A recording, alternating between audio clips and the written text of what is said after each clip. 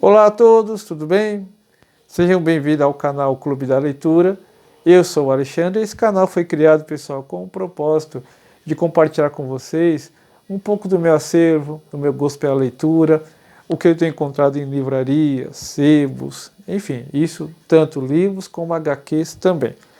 Pessoal, hoje eu quero comentar sobre esse livro chamado Boomerang, escrito por Michael Lewis, em 2011. Um livro, pessoal, que fala sobre a crise financeira que atingiu alguns países nesse período, 2011, entre 2008 a 2011, né? Até 2012, enfim. Uma crise, pessoal, que começou com um banco que veio quebrar nos Estados Unidos, o Lehman Brothers, e com o banco, quando ele vem a quebrar, pessoal, o banco, na verdade, acaba virando uma extensão do governo, né? Essa que é a verdade. Alguns bancos são privados, mas eles têm um socorro por parte do banco. E 2008 mostrou que um banco, quando vem a ter um problema assim, quando ele vem a quebrar, vamos usar assim o termo, né? Ele causa um efeito dominó, um estrago na economia muito grande. E em 2008 isso aconteceu. E aqui, pessoal, nesse livro, Michael Lewis, um repórter, ele viaja por alguns países, como a Grécia, por exemplo, que foi atingida por aquela crise financeira daquela ocasião, e ele viu ali o estrago que fez na economia grega. E também, pessoal, é importante lembrar que, é importante dizer, perdão, que nesse livro, eu já tinha falado sobre isso em outros vídeos atrás, sobre a dívida pública. E a Grécia estava, ele conta aqui na passagem que ele teve pelo território grego, com uma dívida pública altíssima naquela ocasião, e isso veio acarretar problemas sérios na economia grega. Dentre elas, pessoal, quando chega num patamar de dívida pública muito alta, perdão, uma das coisas que se faz é ter medidas impopulares, como, por exemplo, cortar algumas verbas de educação, saúde, segurança. Como é que eu posso dizer, é penoso, né? Um país ter que cortar verbas nessas áreas tão essenciais como saúde, educação e segurança pública, mas devido, né, a endividamento, má administração de quem está à frente do país, acaba acontecendo isso.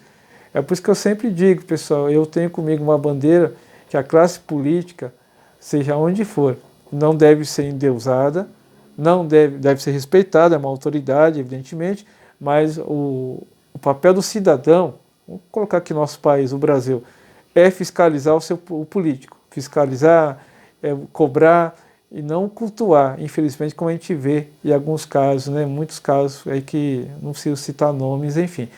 Mas o que acontece, pessoal, a dívida pública de um país acaba ficando para a geração presente e para a geração futura também, né? E a Grécia, ele cita aqui também no livro a Irlanda do Norte, a Finlândia, a Islândia, perdão, mas a Grécia ali foi o olho do furacão naquela ocasião, né? Um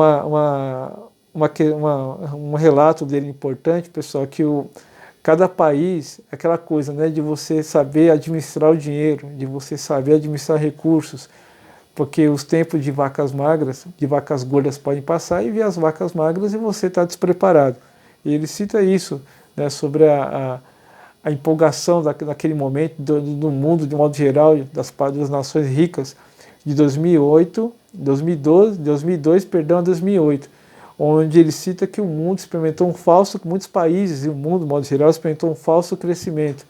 E depois vê a consequência, né, de uma ilusão de crescimento, quando na verdade o crédito oferecido muito de maneira fácil, o endividamento público. Quando fala de endividamento público, pessoal, você pode estender também para as pessoas endividadas, o banco, por exemplo, que emprestava dinheiro a juros altos. Se a gente pegar hoje no Brasil, onde estou gravando esse vídeo, em 22 de agosto de 2026, hoje a taxa de juros no Brasil é 14%.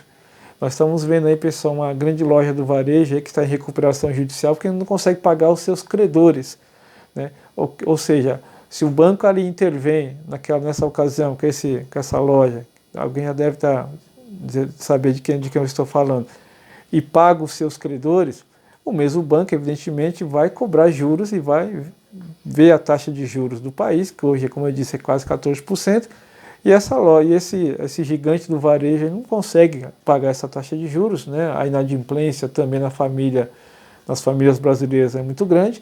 Então você vê que é um efeito, é um dominó, né? Vai virando uma bola de neve e isso vai trazer consequências sérias no futuro.